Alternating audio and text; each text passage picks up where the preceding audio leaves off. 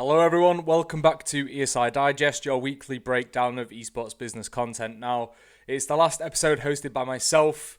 I'm leaving my role as editor of Esports Insider today. This is my very last day, going to go join Deserto and head up business content there. But this series and the other podcasts as part of the ESI network will continue, so you can stay up to date with everything that's going on, as well as hear from the key personnel and stakeholders and such in esports, So nothing will really change besides the host. If anything, the content will probably get better. We've got a really capable guy coming in as my replacement, Tom. So be kind to him. And yeah, I hope you continue to tune in and enjoy the content. So for the last episode, we'll get straight into things as usual, and I'll break down what's happened in the past week, the major stories, and we'll go from there. So, No Street Gamers partnered with Five Below quite some time ago now. Five Below is a specialty discount store chain in the US, and No Street Gamers, it's hard to define them actually, but they're looking to kind of build infrastructure for esports. I think mainly in North America, though I'm sure it will expand outside of that at some point. So these deals, this deal I should say, is to get facilities built into Five Below stores, and now they're opening 3 more. So Georgetown, Texas, and Philadelphia are getting more stores, and they're going to be connected to Five Below stores, I should say. Sorry. So, No Street Gamers in my mind is competing with Vindex, which was founded by MLG co-founders Sundance and Mike Sepso, as to really capture that market and breed, I guess, the next generation of esports fans and players, as well as accommodating the current ones, as well as the casual gamers as well. Obviously, there's so many more casual gamers than esports fans and players, but you never know. The churn rate there should, in theory, increase over time. So a nice thing there, obviously, Five Below, hopefully getting some more traction, some more people coming through the store to go to these events and the events that will be hosted at the local host facilities, as well as just going in to play for a bit. I don't know. I have never been to a Five Below store, so I cannot say myself, but all I know is No Street Gamers is doing some really cool things, and they're worth keeping an eye on in the coming months, I would imagine. Massive expansion despite COVID, so definitely one to keep an eye on, and I think they're an underrated entity in esports as a whole. So next thing is like the Esports Federation in Germany. I'm not going to try and pronounce its actual name, untranslated, but has announced that esports athletes are able to enter Germany despite the restrictions currently placed by COVID. So that the esports athletes that are eligible to apply for a German esports visa, so if they're competing in like the LEC obviously, but other tournaments that are hosted in Germany, as long as they're in the European Union, as well as like the UK and Switzerland, they can apply and get in and still compete. So I don't know. We may see some more like kind of bubble tournaments like we're seeing with League of Legends World Championship at the moment pop up in say Berlin or another place in Germany. Maybe some smaller tournaments as well, though obviously it takes a significant amount of capital to do that. Maybe some social distancing setups, but I mean that seems like a health and safety thing. A complete hazard and an absolute nightmare waiting to happen. But it's an interesting one, and I think we may see Germany become even more so like the hotbed for esports activity moving forward for a while, considering their advancements in like the esports athlete visa and such.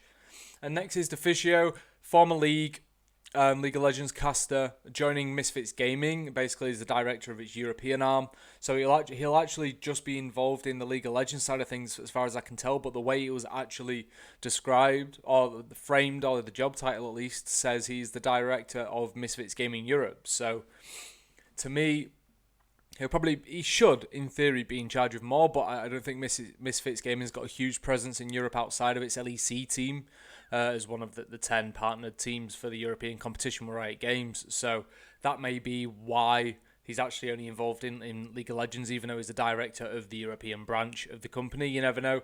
They may expand into something else in the future. But so he was at Origin, which was owned by Astralis Group, until obviously it rolled all the brands into just Astralis.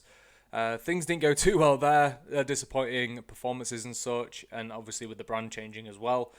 He's moved on and joined Misfits, so that's a big personnel change, something to keep an eye on. He's obviously very experienced in esports, he knows what he's on about, so I think that's a really interesting move and one that deserves to be highlighted.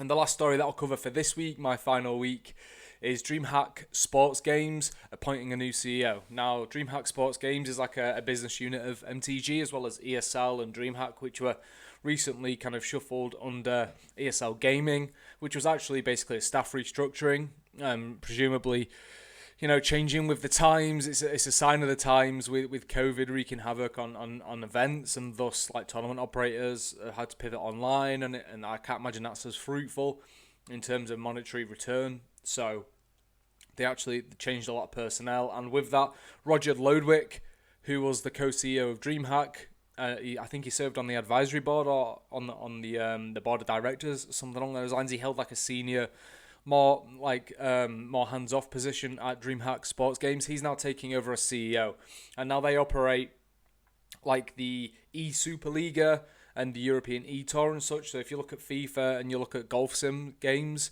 DreamHack with the sports games like business unit is assisting official competitions from traditional sports to get into esports in a way that makes sense and not as bad as we've seen elsewhere. So while we may not visibly see the effects day to day of what he does, he's steering the ship now, as well as obviously the advisors and the board that will have decisions as well. But it's good to see he's kept his job at least. It's a shame that it's not the case for everyone.